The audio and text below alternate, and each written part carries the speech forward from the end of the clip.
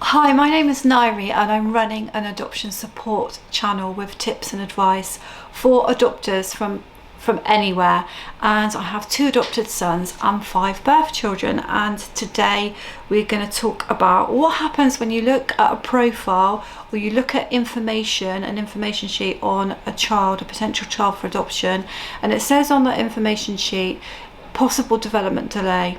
What types of things are you going to need to consider? Now, I find it easier to just look at my notes here. I've tried every way to do these videos and I just find it easier to be natural with you. So if you want to go and get a pen and paper so you can think about the things that I'm saying, the sections that I'm going to go through in the video are: what types of questions should you ask if that's written in the profile or the information of a particular child you're looking at? What could you expect if that is actually the case at the moment? The development is delayed at the moment. What types of things might that mean for you when you're considering this child?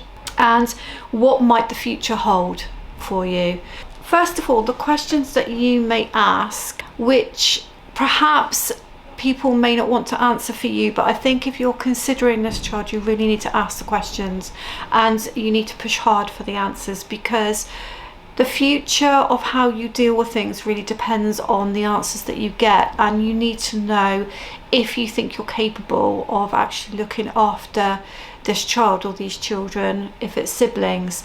Here are some questions for you. In what areas is the child delayed? So there's global development, mild, moderate and severe, but sometimes children are delayed in a certain area and not in everything. So just establish what are the key areas that they're delayed in. If you can get some answers on that, think about asking by how many months or how many years they are delayed by in those areas, so actually get down quite specific.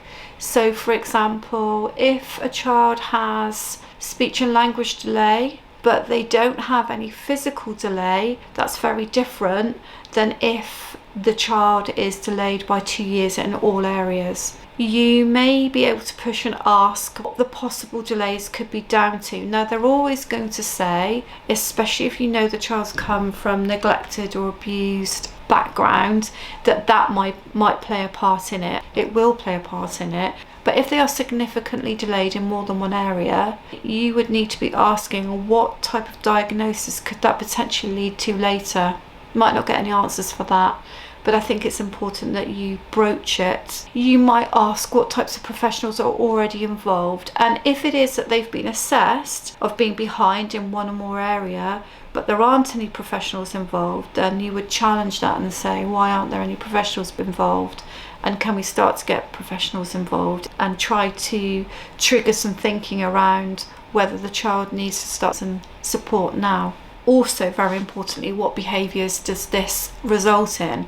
So does the fact that they have speech and language delay result in behaviour issues? Does any of the delay result in behaviour issues, challenging behaviour in any way or not? Does it just result in the inability to do certain things? So does the child struggle to eat properly, but they should be at the level where they're eating properly?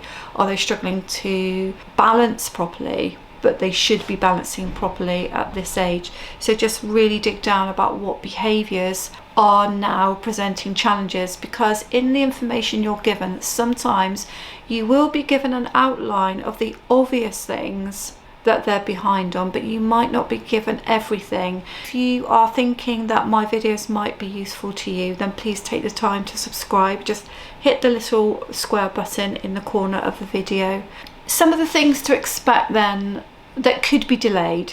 Now, when I'm thinking about adoption generally, I'm thinking about a younger child, but I know it wouldn't necessarily be, so I try to make it that it covers all ages of children. You might expect delayed speech. I think that's really common, and it's something we've experienced with our adopted boys. They may present as physically immature, unable to do the normal patterns of things that you'd expect. So let's take a 3-year-old. What you'd expect a 3-year-old to do, you might find that they can't quite do that. So they might be behind on holding the cutlery properly, walking steadily, as I said, and other tasks that you'd expect a 3-year-old to be able to do. Toilet training might be behind as well.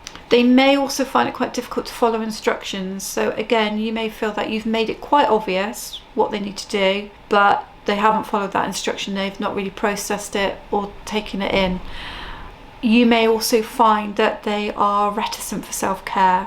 That's common, I would say, and something that we experience. So in the future, what you really need to think about, everybody wants to be positive, don't they? Everybody wants to be positive about adoption. And I'm positive about adoption because I've adopted 2 boys. So I am positive about adoption, but I think you also have to be realistic when you're looking at these profiles. If the child already has development delay or possible development delay, I think you have to accept that any amount of fantastic parenting, nurturing and caring you do may not change that, may not make any difference to the outcome for that child. And that's really hard to accept. On the converse side, of course, you may make a lot of difference, particularly if it's from neglect. You may do an amazing job at parenting and you may make a huge difference in the speed of their development, and a lot of these things that you find in the beginning may eradicate, but you can't guarantee that, and that's something that you need to consider if you're thinking about this particular child or children. Well, babies are more unpredictable because you can't see how they're going to develop. There's always going to be a constant dilemma between nature and nurture and whether you are going to be able to make a difference. And they're probably going to need extra support throughout preschool and school, and they're going to be behind from their peers. They may need special school if it's a delay that's quite big. They may need individual assessments done on them from the different areas and the different professionals to gather together to then come up with a diagnosis if there isn't one already. There might be problems later with them living independently. That was something that we were asked when we went to panel for our boys. Had we considered the fact that they may not be able to live independently later? And that was quite tough to take on, because bearing in mind we had 5 children already, the thought of the fact that we might go into old age and not be free, and that's still hard sometimes, but we made that commitment to the boys and we continue to do so. But it's something you've got to think about if you're going to take on a child that has significant delays. So I think the important thing is to accept the child for who they are and what they come with, and as soon as you get the opportunity, if you adopt that child, then you can start getting extra help on board and extra assessments done. And it's really important not to overlook the obvious childhood conditions that are also out there, and not to leave things just down to therapeutic needs. There could be that you need to get other professionals involved for further diagnosis. So guys, I hope that's helpful to you if you're considering a child that may have developmental needs or does have developmental needs. If you think my channel is going to be really useful to you, then take a look on my other playlists on my channel, because I cover adoption choices, topics, bonding and attachment, parenting, lots and lots of things on there, and take the time to subscribe.